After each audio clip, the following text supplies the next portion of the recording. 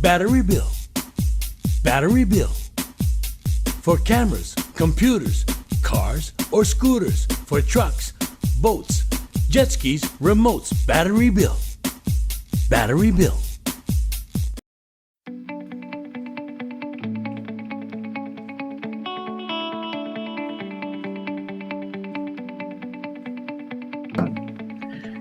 If you're a volleyball fan, you are in great shape because we're going to end our year here on ESPN Honolulu Fan Friday with one of the best volleyball players, possibly still got a year more, but could be one of the best volleyball players to ever play for the Rainbow Wahine. Just recently named third team All-American. I'm talking about Amber Igiede, all the way from Baton Rouge, Louisiana. Amber, first of all, thanks for taking the time to be a part of ESPN's Fan Friday Talk Story. Of course, I'm so excited. Okay, first off, give us a weather report. What is it like out there? Okay, so I usually love the cold weather, coming from Hawaii down here. It's a little bit of a weather shock now because apparently it's like record breaking. Christmas, it was like 20, 30 degrees, but now it's simmered down. It's like a good 60 degrees. So it's like the perfect weather I would want. So not too hot, not too cold. So it changed about 40 degrees just from this past weekend? Yes, it did. I don't know. Louisiana in general, their weather's like this. So hopefully it stays like this, Oh my nice God. weather. And I've never been there, but in that area, the summertime is pretty intense, is it not? Yeah, it's really hot, and especially since it's humid, it feels even hotter. So, and you're sweating just by standing outside. So, Okay, I always want to ask when a student athlete, like you obviously have come to Hawaii, thank you so much, but think back to the recruiting process. When was the first time you got contacted by the University of Hawaii, and who was it? Like how old were you, what grade were you, and who was that? Well, I was a junior in high school. I remember it was before I had my first club tournament. So I think before January, maybe December to January, and I remember because January is when we started our first tournament. But my junior year, and I remember watching a YouTube video of Hawaii volleyball playing, and I was like, oh my goodness, it was a long rally. I remember watching a long rally, and I don't remember Hawaii won the point, but I just remember them literally digging every ball, like running for every ball. It was crazy, and I was like, that's how my club played in high school. That's how we played. We just even if we didn't win the point, but we always scrapped in defense. And so I was watching them, and I was like, wow, let me just try reaching out. So I emailed them, actually. I emailed them, and Coach Angelica reached out, and she said to send me my schedule, and I ended up sending her my first club tournament. I was so mad that I sent my first club tournament because I was like, oh my gosh, I can't believe they're going to watch my first tournament in my junior year. And the first tournament is always hit or miss. I'm like, oh, why did I invite them to that one? But they came. She came all the way to, I think, Memphis. And yeah, she watched me for 2 days and she offered me. So Wow. So right then and there, your first club tournament, your junior year was the first time you contacted. People always think that coaches have to be the ones to contact, but you took the initiative. When you contacted them and here your parents are going, Hawaii, that's so far away. What was kind of that reaction like? yeah, so a lot of people don't know, but my parents are obviously super supportive now. They were too back then. But when they first saw Hawaii, they were like, oh, that's really far for you, really far, because I'm such a family girl, I always ask my parents to help me out with things around the house. So them seeing me go all the way to Hawaii, they're like, are you sure? We don't know about this, whatever. But as soon as they met Coach Ange, for some reason, it was a 360. Actually, I know the reason because obviously they love Coach Ange. But they met her, and then it was a 360, and they were like, okay, my mom was like, I think I have a good feeling about this. And they ended up, boom, snap like that. They liked it, so. Oh, thank goodness. I mean, that's you kind of put the recruiting story in a nutshell where, coaches go out there and they have to connect with the parents because it's the parents that's going to be the one to kind of put that final stamp saying either my son or my daughter, hey, okay, you're going to take care of my daughter. Now, when you first come to the University of Hawaii, obviously, there's different culture, different location. Freshman Amber Igiede and current Amber Igiede, what would you say is the biggest difference as a volleyball player and also as a person? Good question. I would say as a volleyball player, I don't know. Like, I think everything happens for a reason. Obviously, COVID happened, and I ended up playing beach volleyball, and that helped me just be calmer in a sense. I'm obviously very energetic, and everyone can see it on my face. But I feel like freshman year me was very excited to play, always excited to play, but sometimes it would come off very, like a little too over angsty and overexcited. So I think right now I'm a little bit more calmer. I'm still obviously excited to play, but way more calmer, and mentally is probably the biggest thing. Like, I'm still obviously, working on this, but after I make a mistake, just really knowing how to progress after that and not think about the previous mistake, So volleyball you have to have short-term memory, and that's what I think I've worked on a lot since freshman year to now. But as a person, I've really learned just to value the sport, learn to, I don't know, just be really grateful to be in the gym, because a lot of the times, every athlete knows this, but there's times you wake up and you're just like you don't want to get up and everything like that. But you see people, like other athletes, get injured. You see this happen. You see people maybe not starting or things not going their way. And you just really have to be grateful to just get in the gym and play, because tomorrow's not promised, So it sounds corny, but that's one of the big things I've learned, and just to work hard. My parents really instilled that in me, like really. It's just to work hard for everything. So I think that's one thing that really kicked into gear, is just like my work ethic, to work a little bit harder. Oh, coaches love that for sure, and parents love that. By the way, how many times has your parents or one of them been able to go to Hawaii to watch you play? How many times have they made that trip? A zero. Honestly, that's I know it's horrible, but my dad has been to Hawaii plenty, and my mom is actually coming with me as I go up this spring, just like for a week. But they haven't come to just watch me in like fall, like during the season, because if they want to come, they want to bring my other two siblings, and so and that's like obviously like a lot of money. We have to coordinate the schedules. So they're trying to get that, this season. They are going to, obviously, because it's my last season. But they came to watch me play in California and Texas and all these other places. But Hawaii is the one that they need to come to. Well, like you said, that's coming. That's coming this season. It's okay, coming. I want to get to this. The All-American. How is it that you get notified? Like, is it a phone call? Is someone calling you from the NCAA or something saying, you get this phone call, guess what? Or do they tell the coach? They tell you? How was that community? How did you find out you were named third team All-American? Well, yeah, I didn't get a phone call, but I got a phone call from my coaches. So obviously the NCAA notifies my coaches.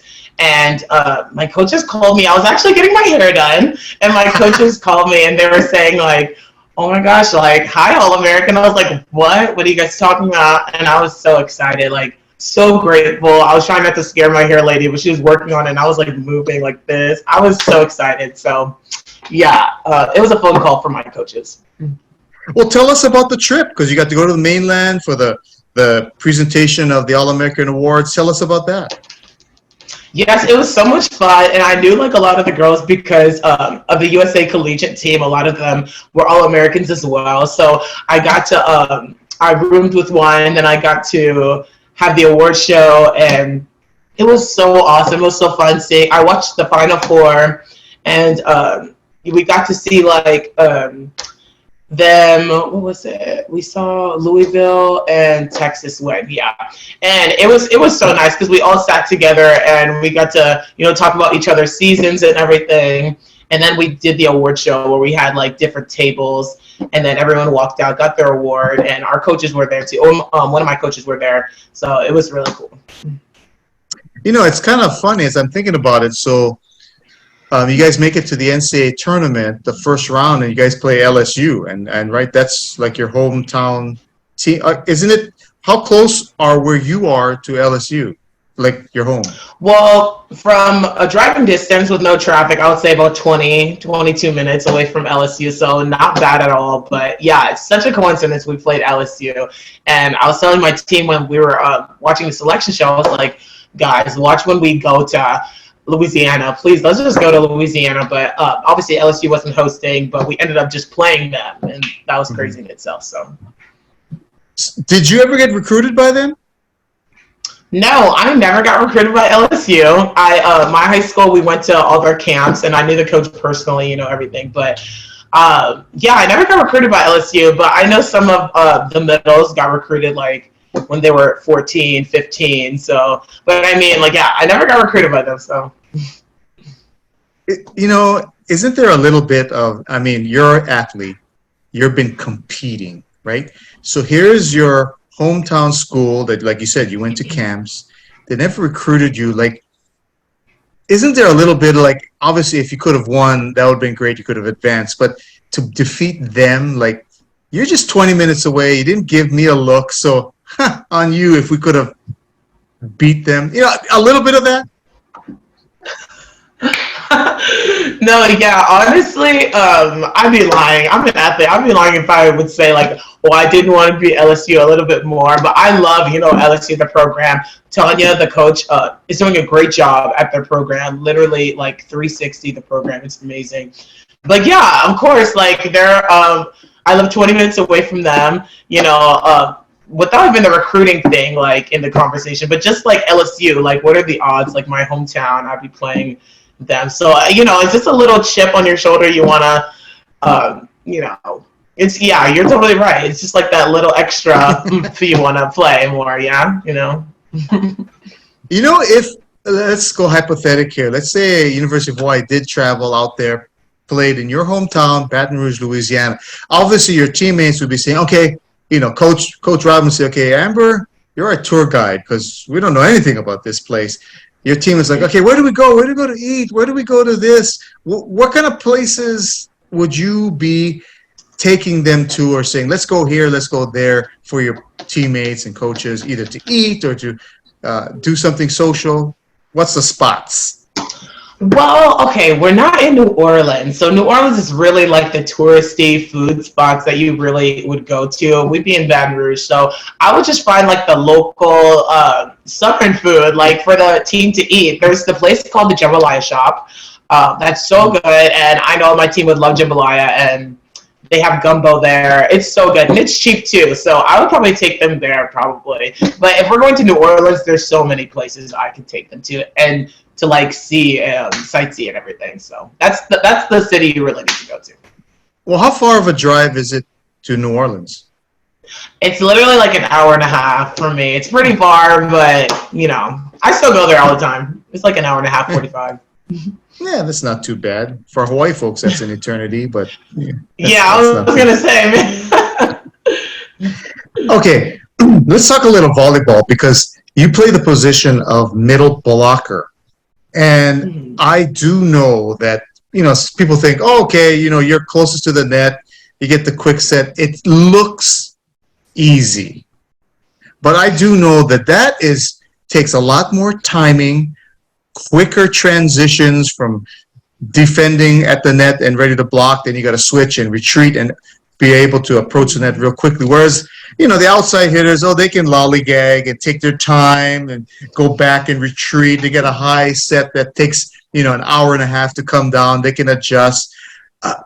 When you talk about the mechanics of playing the middle blocker position, what would you say is the most important element of doing that position well? Is it the footwork? Is it the timing with the setter? Is it to read blocks? Do you feel is kind of the critical elements of the position?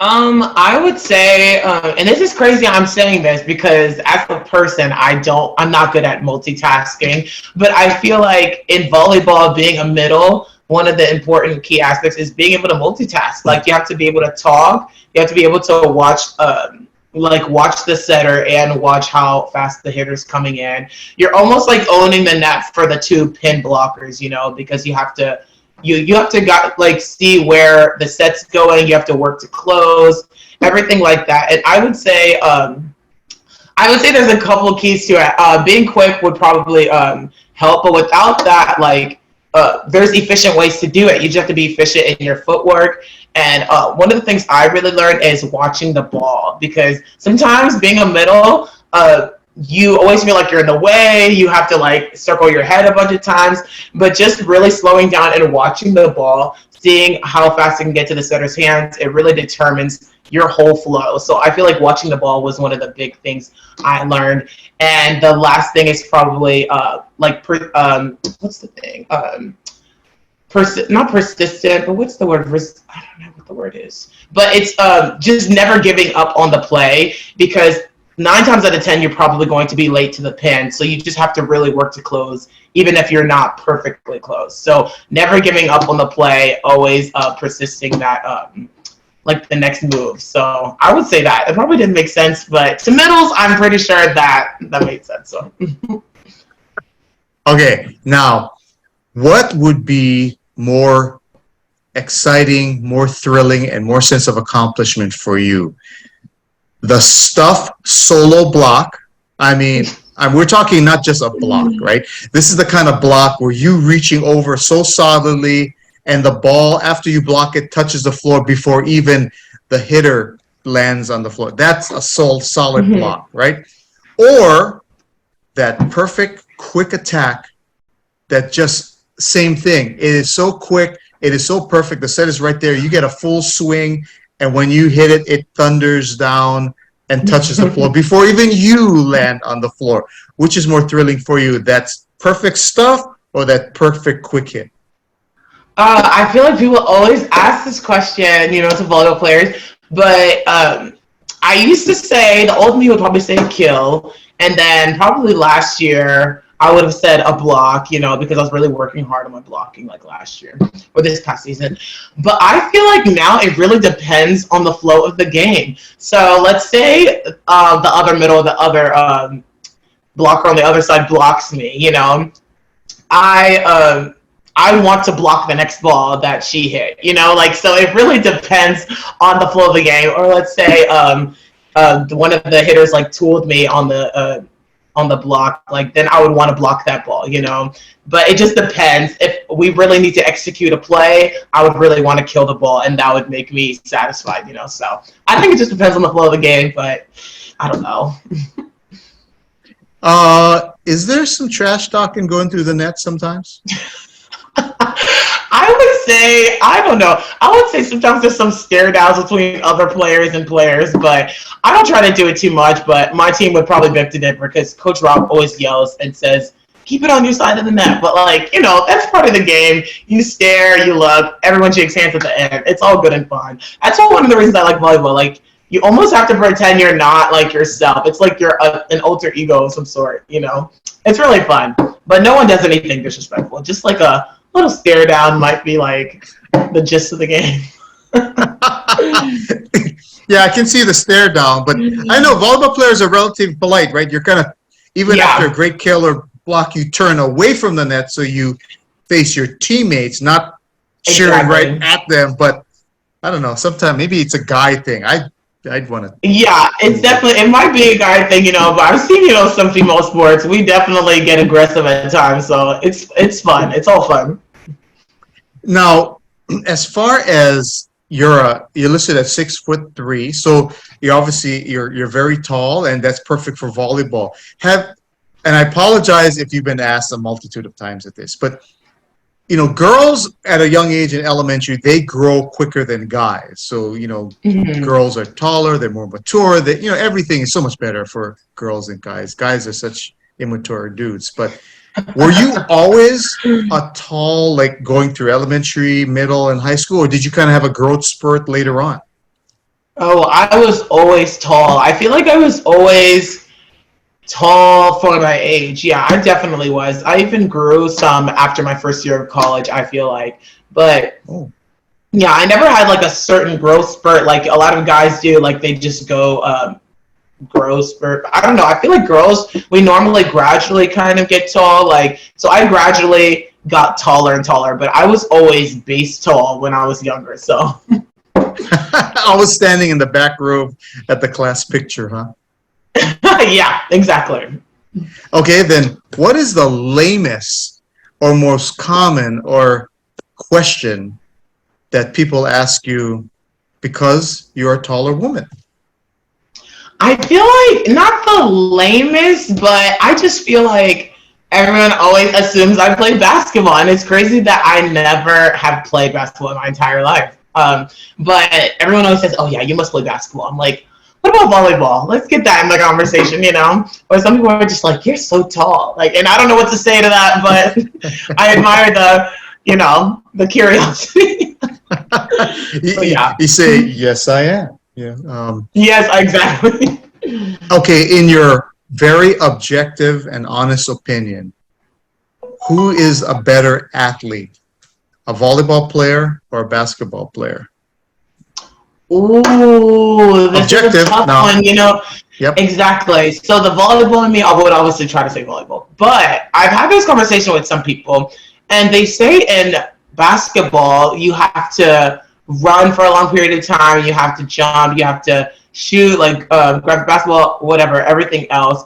And they say basketball is the sport or the athletes that can try any other sport. And I might say basketball because my brother plays basketball. And when I play volleyball with him and Pepper, he can do it pretty easy. So I feel like, I don't know, I feel like it might be basketball. I hope the volleyball world doesn't hate me, but it might be basketball. Hey, that's very objective. That's very good. By the way, what's your major going to be in? When are you scheduled to graduate? I'm scheduled to graduate this coming May, and my major is psychology, and I'm minoring in ethnic studies. Oh, wow. So you're graduating this spring? Yes, this coming spring. Yes. And you still have one more year of eligibility, right? So is that graduate school for you? Yeah, I have one more COVID year, and then, I'd be in grad school. You know, you're the COVID student athletes are slowly, eventually starting to, term out, graduate, and so forth and so on. You went through that period, and you kind of, it's moved on, it's in the past, but you getting that extra year of eligibility for us guys on the media outside. Sometimes we get confused, like, oh, wait, I thought she was a senior last year and she's a senior this year. Or I thought you kind of duplicate things, but I guess on the student athlete side, the fact that you can have the options to further your education if you want. People, I guess, we always think of just the athlete side of it, but on the student side of it, do you find that having that COVID year is a really big advantage or not? Doesn't matter? Oh, for sure. I think it's a huge advantage. If they didn't have a COVID year, like that would have been my last year, And I think it's a huge advantage. It helps people get ready to play pro too if they wanted to tweak some things, I would say. And it's just those people that want to tweak things and really want to get stronger at their sport. I just feel like it's a huge advantage. And especially for the transfer portal when coaches want to get certain players that are experienced, but just for 1 year, it helps them out a lot as well. There's so many advantages to it. I'm so grateful for the COVID year. Now, student athletes like you guys travel a lot. Aside from your required equipment, uniform, shoes, gear, and all that, what is something that you have to bring with you on a road trip? A personal item that I can't sleep without it, or I need my favorite pen. What is that for you? Well, I bring like 2 big sleep shirts on the road, and I feel like I always rotate between those 2. I don't know. It's just something I always bring. I'm trying to think because I always hear people say they have to bring these things, but I never have like one specific thing. I would say I have to download my Netflix shows. I have a journal that I write in. I have a journal that I write in, and I love writing in my journal. I don't even know what else. Snacks, obviously. I have to have my snacks. And I don't even know what else. I don't even travel with a neck pillow either, so I don't know. Oh. But just like the little essentials, I have a fanny pack, a Lululemon fanny pack that I basically keep my whole life in. I need everything in that fanny pack. So I would say that's the main thing I need to travel with. Oh, yes, absolutely. Okay, now Yeah. the season has just completed, but of this Yes. past season's team, give us a little scoop on some of the folks here. Who would you say is the most nerdy teammate? On my team, Yeah, we'll say, they're not going to see this, so you can. yes, they will. No, Yeah. I'm just kidding. No, but Anna Karai, she's a part of our team, and she is so smart. We literally ask her almost every question, so she knows everything I would say in the world. So you could say nerd, you could say smart. I wish I could be like her too. I'm smart, but she has another level of smartness. So Okay, now yeah. who would be? I'll say this nicely. Who is the most untidy? Oh, definitely me. I had to say it. I will take that to the chin. It's me. I'm working on it, but it's me. I don't even have anything else to say after that. So It's definitely me. is it kind of like if someone goes to Amber's room, there's her stuff all over the place, or is it more if you go by No, your locker, they're all over?